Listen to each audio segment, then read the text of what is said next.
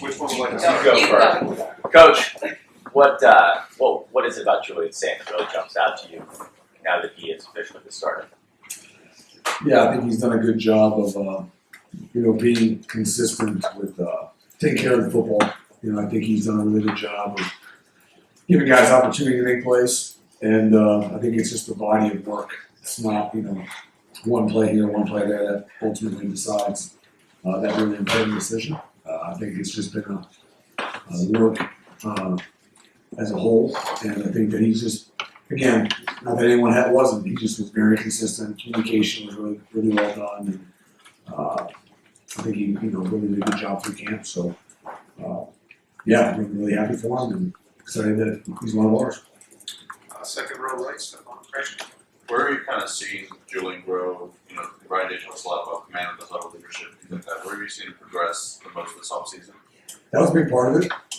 In command and earning the respect of your peers, and ultimately the locker room always knows. It doesn't matter what you may think, but the locker room knows the reality. So just building that camaraderie, I think body of work, and earning the respect of your peers and trust of your peers and that all of that. Sometimes it's just the lack of opportunities or lack of reps to really be able to build that. So you just need time. Sometimes you can't, fake time. So it's just, how he works in the off season, how you work during camp, how you communicate with guys. Everything's such a microscope. It's not just one thing. So if you just enhance one little piece, it'll get pointed out. You got to go and grow in all facets. And I think that, he's done that since the day he got here to where he's at now. Right next door, Stephen Beans. I don't know if there's a lot of times in college football where you see two coaches work side by side, for as long as you and Ryan have been together.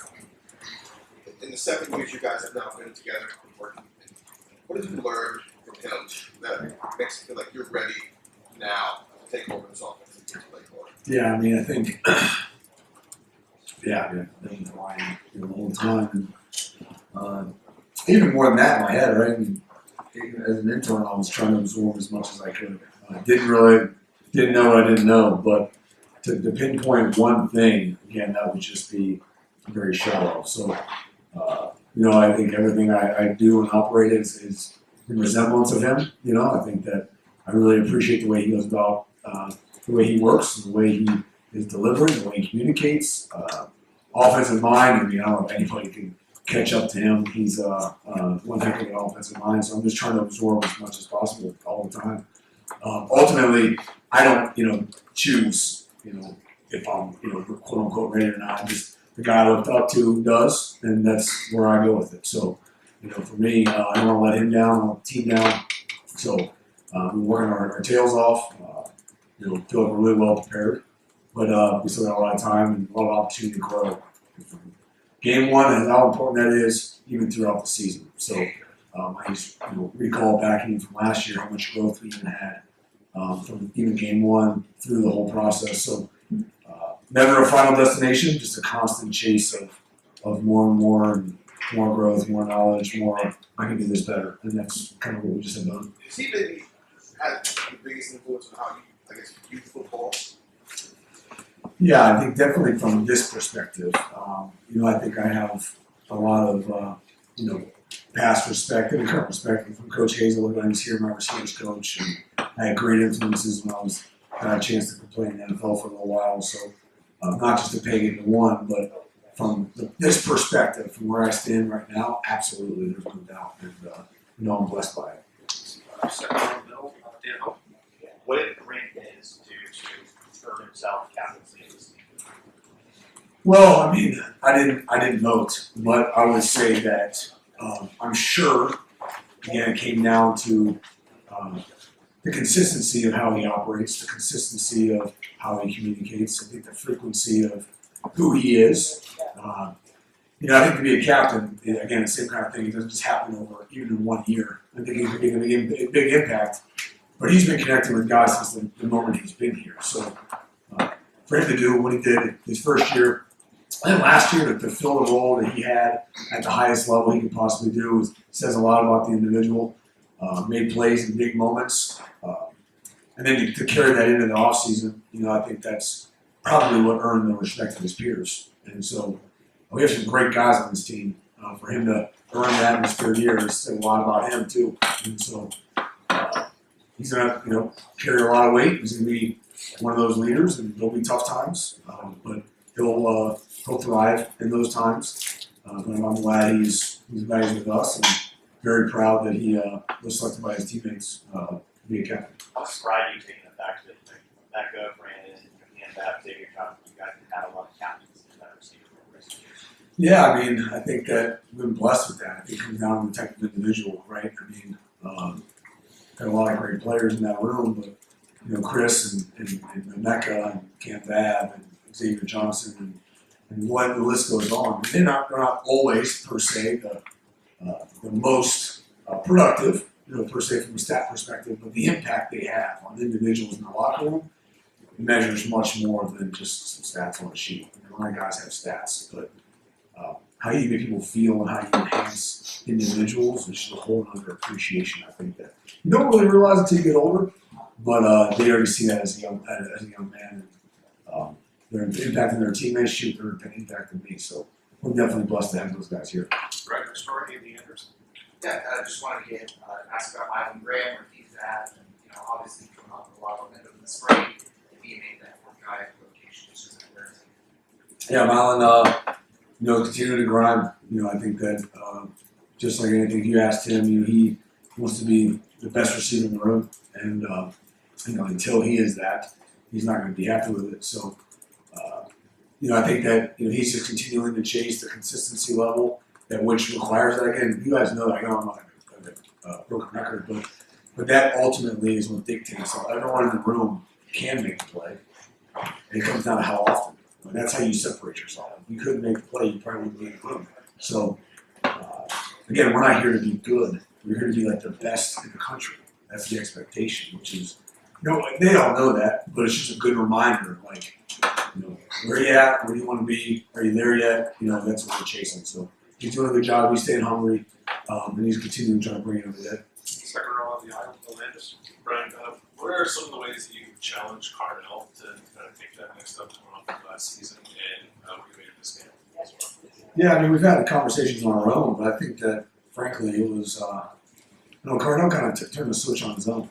He's a self-driven individual, and I think he identified maybe when Mecca left that there was going to be a void from a potential void from a leadership standpoint. He just grabbed it by the wings and went with it. And so, the way he's grown, the way he operates now is significantly ahead of even last year. He was already, more of a pro, more of a older soul, but I think he's just taking it to a whole other level. So between him and Brandon, Jeremiah, the other guys in the room, they're really stepping up from a communication standpoint and a standard standpoint, energy standpoint.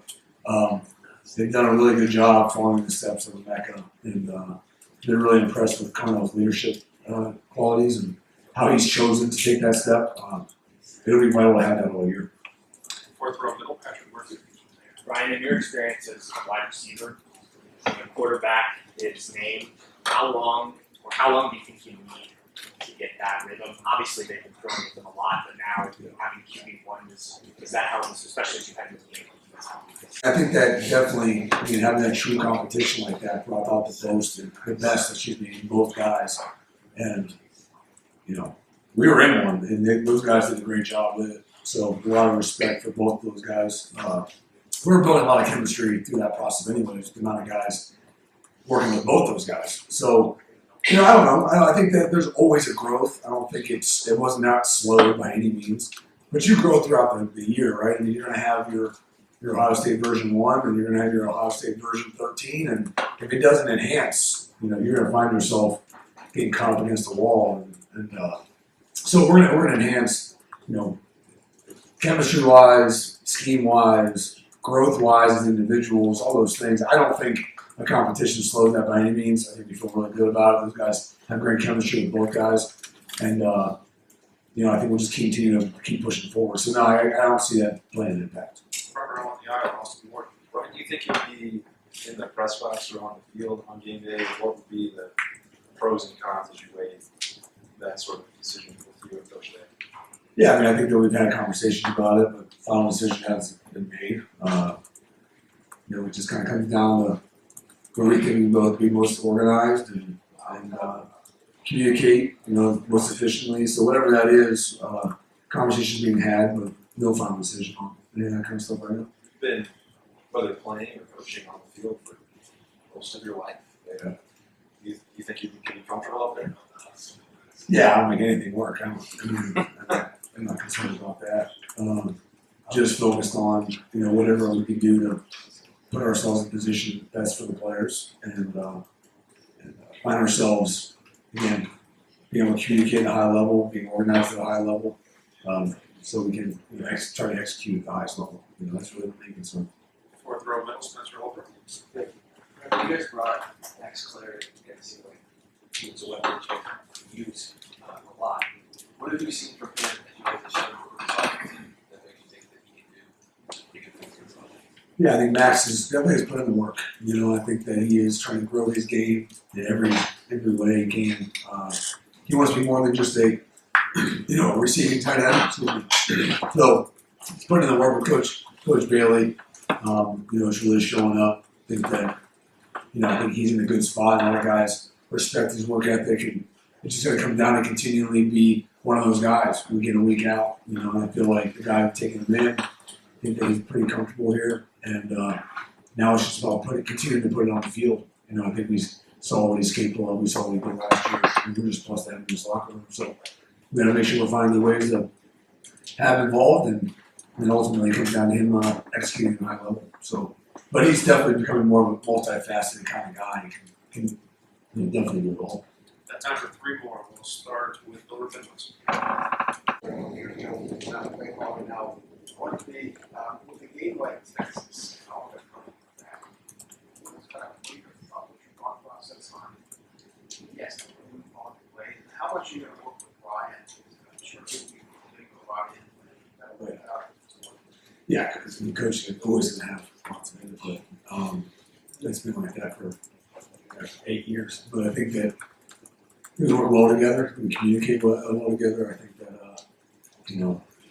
we're not we won't get our feelings hurt in any kind of way. That kind of thing. But no, I'm excited for him. I mean, it's a great opportunity. Again, I love being able to game plan and try to put our guys in the best position to be successful. And I take it very seriously to provide the right calls, right, fits, right, number counts, like everyone's accounted for, all those things, and hopefully not one thing's ever overlooked.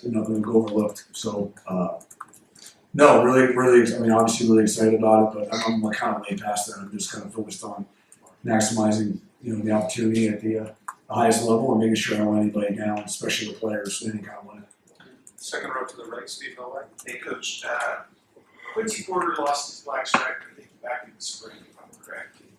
How close is he maybe to getting on the field? And then Philip Bell, Patrick Miller, just where things are kind of stood with those guys.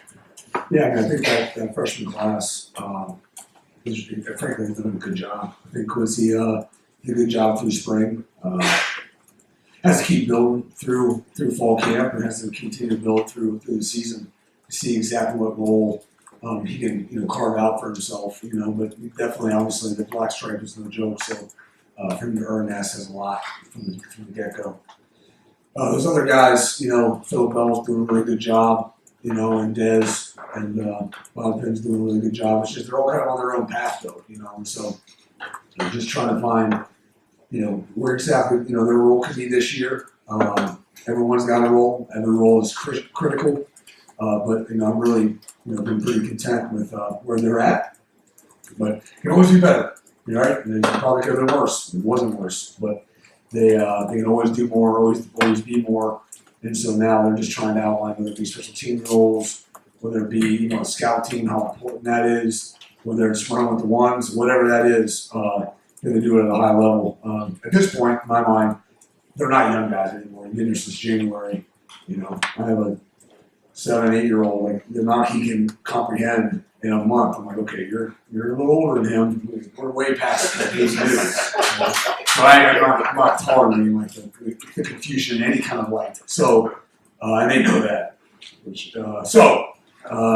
They're rolling though. I mean, they're doing some good things, but they can never do it well enough, consistently enough until they do. So we're going to keep chasing that at a very highest level. And we'll wrap it up on the fourth row of the aisle, Joe Reed, Associate Press. Brian, compared to when you first were named OC 2 years ago and, working with Chip last year, where do you feel like the biggest areas of improvement you've made or kind of learned in the last 2 years of this process? Certain area, man. I mean, again, I think that the amount of different scheme and perspective that Chip was able to bring in was a blessing. The way he operated was different. Like so, I think that although there's a lot of similarities to the past history between Coach and Chip, it was obviously different. Chip's a different kind of personality, and it was awesome. So I think just the perspective on there's obviously the right way to do things, and there's a bad way to do things. But there is multiple ways to do things, and you have to make sure we're communicating to make sure it's still good. We're definitely only as good as the collective, though. We take that for granted. Like the staff we have is second to none. The strength is because of the staff. It's not an easy individual, and we have a pretty tight group that's had a lot of football together on this staff. So I've been really excited about how we've built this thing and brick by brick started in the spring and where we're at now here in the fall. And we have to make sure we're on our toes so we continue to add to those bricks and enhance week in and week out. That's really the name of the game. So my growth individually, I mean, everything. I think to pinpoint one individual area, I think would be a little short-sighted. But I think that from communication to game prep to how even Chip call sheets and how he operated, and I learned everything. So I absorb, I try to apply, and then we grow from there. Now, what's it been like, working with Matt who tried to set you twice a year when you were in Miami and not working with him? I think he did a decent job, man. I'm trying to think. We might have scored a couple times, but we still lost, so it didn't work. But no, Matt's been awesome to work with. I think he's an open book. So just even situational, I think we thinking here with this situation and what is some perspective, because frankly, that might call plays for Coach Belichick. It sounds like, obviously offensively for a year. So he's got one heck of a perspective. So to not use that book of knowledge would be a mishap by us. So we've definitely done that, and he's awesome to be here.